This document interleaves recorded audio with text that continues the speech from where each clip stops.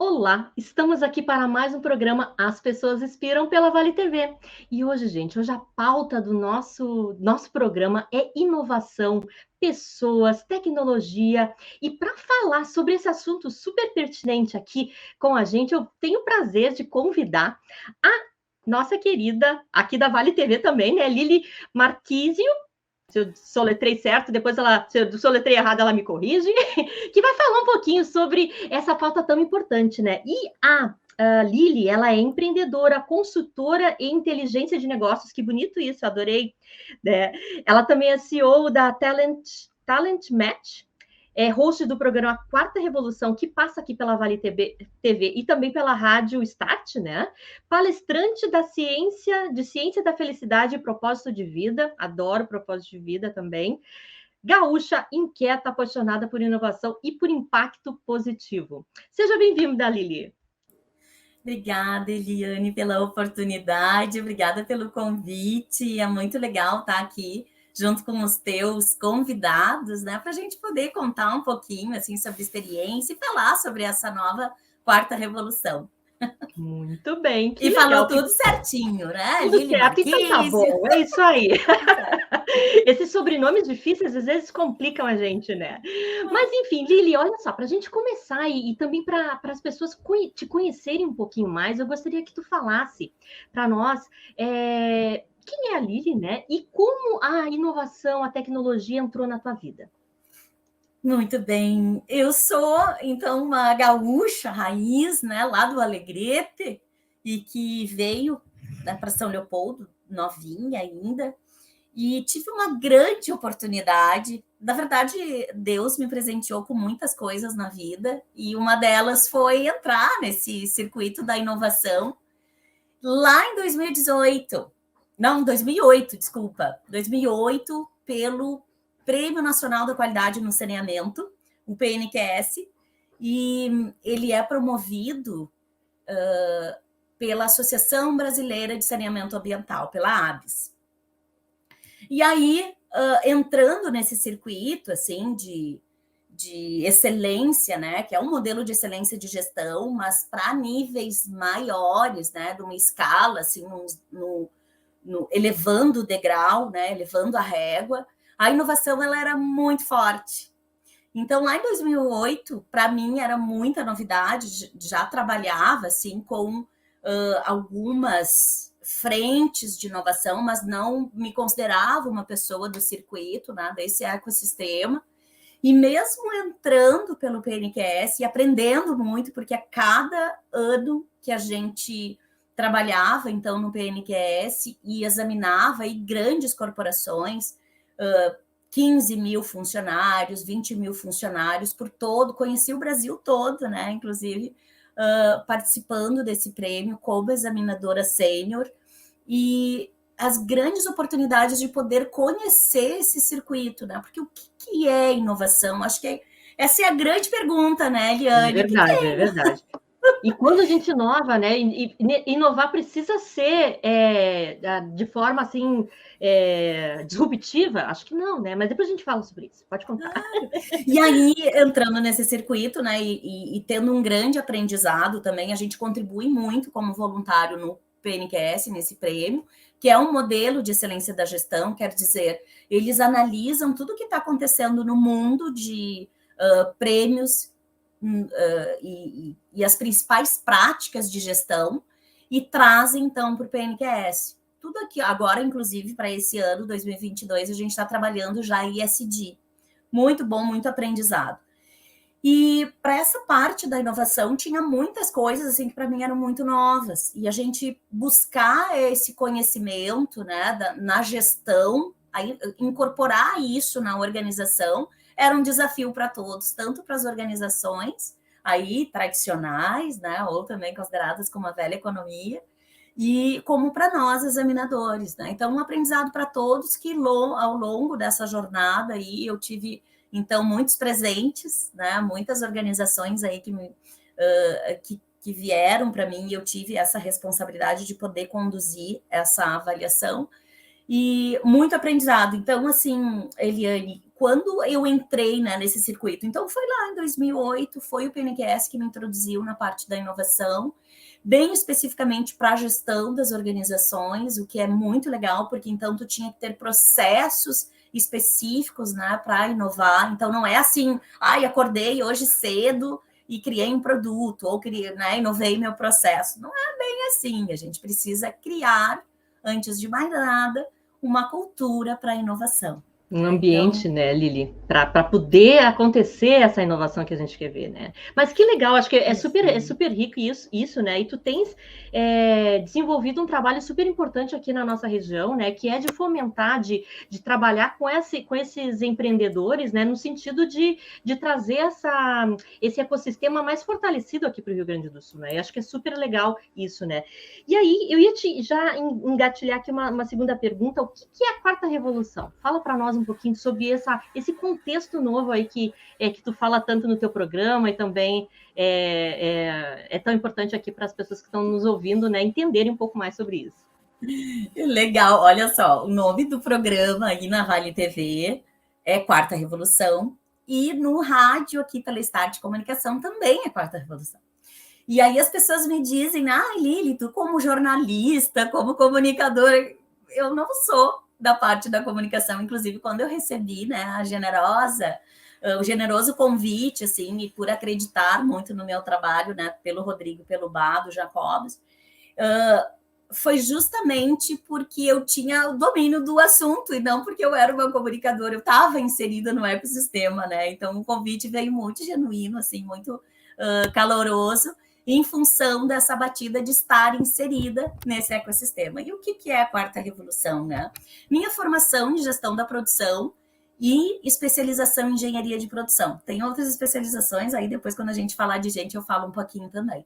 Mas engenharia de produção. Então, a minha batida é, né, fábrica, é implantação de Lean Manufacturing, né, o sistema alta de produção, é trabalhar a eficiência operacional, principalmente, né, do processo produtivo, manufatura, mas também aplicado para serviços.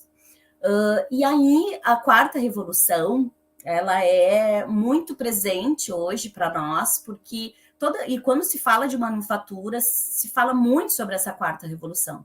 Porque todas as revoluções que nós tivemos, desde a primeira, que é essa, né, da indústria a vapor, então eu tinha lá um sistema artesanal e o artesão ele fazia todo o processo. Com a indústria, então, né, essa primeira revolução que é do vapor, que veio, então, revolucionar a forma de trabalho para muitas frentes. Depois veio a segunda revolução, a terceira revolução e a quarta revolução. Né? Então, inclusive, tem toda essa jornada lá no primeiro episódio da Vale TV, do programa Quarta Revolução. A gente conta toda essa história das revoluções até a gente poder chegar na quarta. A quarta revolução, ela veio como um tsunami, diferente da 1, 2 e 3, ela teve ali entre uma e outra, um período de 100 anos para acontecer. A quarta revolução, ela é mais enxuta, em torno de 30 anos esse negócio veio, já está, né, já é realidade. E a pandemia, ela acelerou muito esse processo, né, Eliane? Hoje a gente está fazendo aqui, inclusive, o teu programa online. Não sei se antes da pandemia isso também seria aceito pelas pessoas, né? É que a mudança de comportamento, né, Lili, aconteceu de forma até meio que, para mim, por exemplo, né, eu nunca tinha feito vídeos pela internet, foi pela pandemia que comecei a fazer essa exposição maior, né, digital. Então, acho que acelerou realmente, né, esse processo. E a quarta revolução, ela tem uma questão muito particular, que é a gente poder falar do impacto na vida das pessoas, né? A terceira revolução, já com os robôs vindo, né? E a gente ter um processo fabril mais inteligente, a quarta revolução ela traz novidades em função de termos a internet, né, de termos a nuvem, de termos Big Data e tantas outras particularidades aí que vêm junto com essa onda da quarta revolução, que acabam trazendo muitas facilidades e acelerando esse processo de inovação. Quando se fala em quarta revolução, se pensa muito sobre essa questão de sistemas cyberfísicos, né? A interação de robôs e homens, né? Mão de obra. E eu sempre digo o seguinte, né? Se eu tenho sistema cyberfísico, eu preciso ter internet das coisas, porque eu tenho que ter uma nuvem, que é, então, o local onde fica conectado isso em algum lugar, e aí quando se pensa em nuvem, se lembra mesmo, né? Olha para cima e olha uma nuvem, mas fica lá em cima algo, né? Roteando esse negócio, e uma coisa, eu preciso ter uma coisa conectada. E todo mundo tem hoje, ou a grande massa, uma coisa chamada celular. Então, quem tem essa coisa, celular, e uma nuvem, está na quarta revolução. A gente tem esse sistema cyberfísico. Então, hoje a gente consegue fazer várias interações com o próprio mobile, que é o teu celular, ligar um ar-condicionado. Esses tempos eu fui para um Airbnb e não tinha controle do ar. E estava frio, era em Gramado, e o controle e tal, não sei se foi proposital ou se foi por descuido.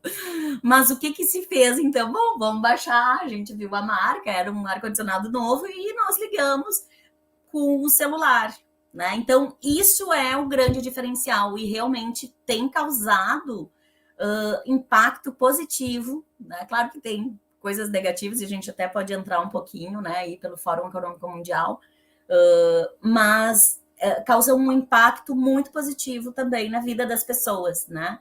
Então, as revoluções, elas trouxeram principalmente evolução para a manufatura, para a própria indústria. A partir da segunda revolução, caiu na vida das pessoas, né? A primeira revolução não teve um impacto, né, dentro de casa, mas a partir da segunda teve, né? Que foi a eletricidade, então ligar uma lâmpada, ter essa facilidade, depois ter computador, e agora a gente ter toda essa facilidade da quarta revolução. E é muito interessante, né, Lili, porque, na verdade, assim, a gente está num momento de transição, né? A gente está no momento aí de buscar novos horizontes, e com essa nova tecnologia que está surgindo, né? A gente sabe que a gente tem muito a aprender, né? Então, os modelos de comportamento nossos, as maneiras de se relacionar com o mundo também das pessoas acabam sendo influenciados, né? E eu queria te perguntar, como é que tu enxergas hoje, assim, a questão da inovação, né? Eu até te fiz uma pergunta antes ali, o que era inovação? É preciso ter inovação disruptiva, né? Eu queria que tu falasse um pouquinho sobre esses novos modelos, né, de comportamentos que já estão vigentes dentro das organizações, porque toda empresa digamos assim, ela tem que pensar numa inovação para realmente se manter no mercado, né? Porque o nosso momento hoje, ela exige isso, né? Sempre estar inovando, sempre estar melhorando. Conta um pouquinho da tua experiência com as empresas nesse processo aí de inovação. Ai, perfeito, Eliane. Eu acho que inovação tem a ver com gente, né? Então, e aí tu até brincou, ai, que bonito essa nomenclatura, né? Eu trabalho com consultoria e inteligência de negócio. Por que foi escolhido isso, né? Porque cada organização tem um tipo de demanda. E hoje a gente consegue fazer uma entrega para as diferentes necessidades dessa organização. Claro que algumas bem específicas, a gente chama alguns colegas aí para auxiliarem, né? Que são especialistas numa área e outra. Mas, no modo geral, a gente consegue fazer essas entregas. Então, gestão de clientes, gestão de pessoas, né? Gestão estratégica, que eu amo, gestão organizacional, melhoria de eficiência, certificações. Quando a empresa decide, né, inovar, e aí respondendo a tua primeira pergunta, precisa ser de ruptura? Não. Na verdade, as grandes inovações, elas estão muito atreladas hoje a processos, A parte de logística tem muita oportunidade, né? Ainda mais no Brasil.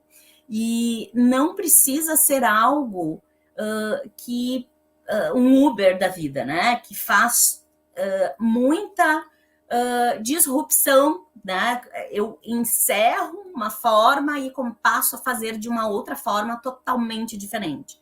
Não necessariamente é isso, e não necessariamente a inovação precisa estar atrelada à tecnologia, porque muita gente pensa nisso também, né? Então, eu não tenho nada tecnológico, não tenho nada digital na minha empresa. Mas inovação não é isso. Também é, mas não é somente isso, né? Então, inovação, ela tem muito a ver com formas de fazer a mesma coisa. Então, na verdade, o grande segredo é: tem uma dor, entenda essa dor, que são dores reais, seja para o público-alvo que for, seja para a comunidade, né, para o órgão público, para a organização em si, seja um pequeno, um grande negócio, entenda a dor daquele público. Bom, eu tenho isso aqui, né? Entenda bem ele e entregue uma solução para ele. Então, esta solução, geralmente, ela tem requintes aí, que pode ter requintes de tecnologia, né? Mas nem sempre terá. Então, é importante a gente poder ter clareza sobre isso, né? Inovar, será que eu preciso estar aí no circuito das startups? Olha, pode estar, mas não necessariamente, né? Então, acho que... E é um processo, né, Lili, e mais inclusivo, né? Às vezes as pessoas olham, inovação, isso não é para mim, né? Mas não, isso é para todas as empresas e é possível, sim, fazer esse processo acontecer dentro de cada organização, né? Acho que é super legal. E uma outra coisa, Lili, assim, já inteirando, né? Essas mudanças que estão acontecendo, elas estão nos levando para um movimento de pessoas, né? Para um olhar mais atento a essas pessoas que estão construindo essa transformação, que vão inovar, né? Porque a empresa por si só, se olhar só o aspecto físico, não vai acontecer nada, né? Quem vai botar a mão na massa somos nós, né? Claro que a gente tem aí um processo de tecnologia muito forte, que para aqueles trabalhos mais padronizados, isso é importante, né? Porque acho que a gente tem outras skills aí dentro desse olhar mais humano para desenvolver. Eu queria que tu falasse um pouquinho sobre isso, assim, sobre essa pegada aí das pessoas como centro e como sendo a transformação e a inovação dentro das organizações. É muito bem colocado, Eliane, por ti, porque as pessoas ainda continuam sendo esse centro, né? É importante que a gente tenha um entendimento sobre o que está acontecendo nesse movimento, né? Nessa quarta revolução. Sim, existe, né, uma demanda muito grande de eficiência, e com base na eficiência se coloca, então, tecnologia embutida, que ela facilita. Vamos pensar, e aí eu sempre trago isso, né? Os médicos, né? Tem cirurgias que demoram lá 12, 16 horas de cirurgia. Será que esse profissional médico, ele consegue ter a mesma performance nessas 12, 14 horas de trabalho? Que ele vai estar ali lidando, né? Ele vai estar de pé, ele vai estar lidando com uma vida, né? Ele está ali fazendo o seu esforço máximo para salvaguardar aquela vida. Mas a gente sabe que existe a fadiga humana, a gente sabe que existem, né, o cansaço físico, o cansaço mental, né, isso vai existir. E acontece lá na manufatura, né? Aquela pessoa que aperta parafuso, aquela pessoa que faz um controle de qualidade, né, de pecinha por pecinha, né, lotes de milhares de unidades, acontece a fadiga humana. Será que se a gente colocar um robô que ele possa fazer a mesma operação, que é isso que tu falaste também, né, da operação mais, ela é padronizada, e esse robô, ele vai trabalhar essas 12, 14 horas sem cansar, sem tremer a mão, sem ter cansaço na visão, sem ter o cansaço mental ou própria, né? O desgaste físico, dor nas pernas, dor nos joelhos de ficar de pé. Será que esse robô não pode ser substituído? Essa é a primeira reflexão. Então, assim, a gente traz sempre para as pessoas que a seguinte pergunta, né? Será que a tua função, a tua atividade, ela não pode ser substituída por um robô? Segunda pergunta, se a sua atividade for possível de ser padronizada, é possível? A pessoa vai pensar, vai refletir, e aí a gente tem que falar sobre isso, tá? Mas se a resposta for sim, será substituído por um robô. Se a resposta for não, dá para conversar sobre isso. Porque quando eu trago essas duas versões, seja do médico, seja do operador, sempre dizem que o médico não será. Ah, não, o médico interage com a máquina para a máquina fazer. Ok. Só que já está acontecendo estudos para que esse avanço aconteça e a máquina possa fazer, né? Então, não é somente para aquilo que é muito operacional. Quando se fala nessa quarta revolução, se pensa muito sobre o impacto na substituição dessas funções, né? Até tem uma palestra que eu falo, e aí lá no palco Quarta Revolução eu falei sobre as habilidades do futuro. E eu conto um pouquinho sobre justamente essa preocupação das nações sobre o impacto no trabalho.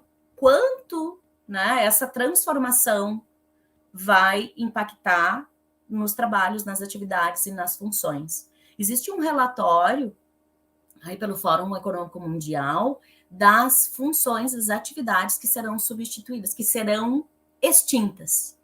Tá? E existe também uma preocupação muito grande com esses empregos. Então, pessoas vão sair, robôs vão entrar. E o que se faz com essas pessoas? Essa é a grande hoje discussão, porque vai acontecer isso. Mesmo que a resposta para aquela pergunta será que a sua atividade pode ser padronizada? Se a resposta for não, tem que ter a clareza do seguinte, ela não será substituída, mas ela vai receber algum tipo de impacto e vai sofrer mudanças. Então, de alguma forma, vai ter um impacto e uma influência sobre essa quarta revolução. E isso nos faz, assim, estar mais atento, né, para o que a gente está fazendo e também procurando, talvez, novas possibilidades aí de estar se desenvolvendo, né, porque às vezes eu conversando com alguns empresários, e às vezes o pessoal, às vezes, até tem um pouco de medo, né, ai, vai chegar aqui, eu não vou, o que eu vou fazer, né, então, aí a gente também traz a questão de um protagonismo nosso de entender, de se adaptar a esse novo movimento que a gente está vivendo, para poder realmente, para a gente poder construir e, digamos assim, fazer crescer a nossa carreira dentro da organização, ou seja, empreendendo, né? Porque as coisas vão mudando muito rapidamente, né? Antigamente demorava 50, 100 anos para mudar, hoje em 2 anos, olha o que a gente já mudou, gente, com a pandemia, né? Então, acho que é mais ou menos por essa linha, né, Li? Perfeito, Eliane. E essa preocupação que tu trouxe aí, né, dessas pessoas que tu tens conversado, realmente, ela existe, né? Existe uma preocupação real de, opa, e como é que vai funcionar daqui para frente? Será que eu vou ser substituído? Será que as pessoas que eu acolho vou ter que substituir? Tudo depende, e é importante que a gente fale sobre isso. Primeira coisa, se será substituído por um robô, o que a gente olha por um cenário promissor, e a gente acredita muito que isso vai acontecer, isso já é a diretriz alemã desde 2008, nessa quarta revolução, o Brasil está a passos, né, de buscar isso, a gente precisa, obviamente, ainda, né, de incentivos, de recursos, de novas legislações aí, até para ajudar os empreendedores a fazerem essa transformação, porque ela é cara, sim, né? Mas essas pessoas que serão substituídas, pensa comigo, será que não vai aumentar a qualidade de vida? Será que eu não posso usar ela numa outra função que ela possa entregar muito mais e ela seja mais feliz? Será que eu lá, separando pecinha, olhando pecinha por pecinha, eu sou da manufatura, né? Não sei se o público aqui, pensando lá no controle de qualidade, eu tenho um lote de 400 mil peças. São pecinhas, parafusos. Eu tenho que olhar controle de qualidade. Sabe como se faz ainda em muita empresa? Não tem sensor. Isso é quarta revolução. Não tem nada É disso. no contagem mesmo, 1 a 1. No E olho, no olho, né? contando. Eu vou pesar. Até a questão de aí dá para pesar para entender se tem um número ali ou não. Ok. O detalhe é o seguinte, que eu preciso olhar se tem qualidade cada uma daquelas peças. Será que não tem uma rebarba? Será que não está com algum tipo de fragmento que não deveria, precisa ser, não pode ter? Passou 100 peças, já não consegue enxergar mais. A pessoa já está no automático, só contando. E eu sempre digo, né? Poxa, quando eu passo nas áreas de controle de qualidade, aquilo me entristece muito, porque é muito desgastante para aquele profissional. Será que não poderia usar ele para outra coisa? E eu Com colocar um robô certeza. ali para ficar realmente fazendo esse controle de qualidade? Eu tenho que olhar a tampa de garrafa. Pá, pá, pá, pá, 20 tampas, já passa reto. E primeiro que ele não vai conseguir. Então, será que eu estou fazendo realmente um controle de qualidade efetivo? Será que eu estou proporcionando uma qualidade de vida para a pessoa? Ela passar o dia inteiro ali contando peça?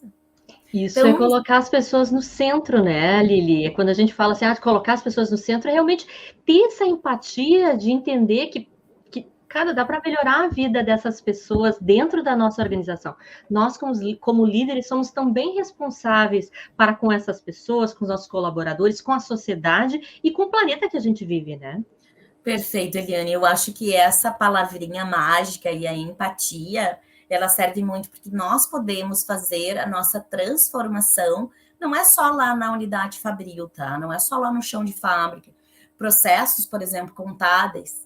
Poxa, será que não dá para colocar um software? Será que se eu colocar um sensor aqui ou colocar um tipo de dispositivo, fazer uma parceria com um startup, será que não vai melhorar aquela atividade que é tão insalubre, sabe? Então, na verdade, a gente começa a pensar e a refletir sobre outras questões. Primeiro, a gente tem que se modernizar, e eu acho que eu, né, como trabalho com isso, né, essa questão de trabalhar a eficiência, para mim, é fundamental. Eu sou muito, né, da eficiência, então eu já fico analisando como é que eu posso fazer melhor, com mais qualidade, mais rápido, mais agilidade, né? Lean Manufacturing, fazer mais com menos.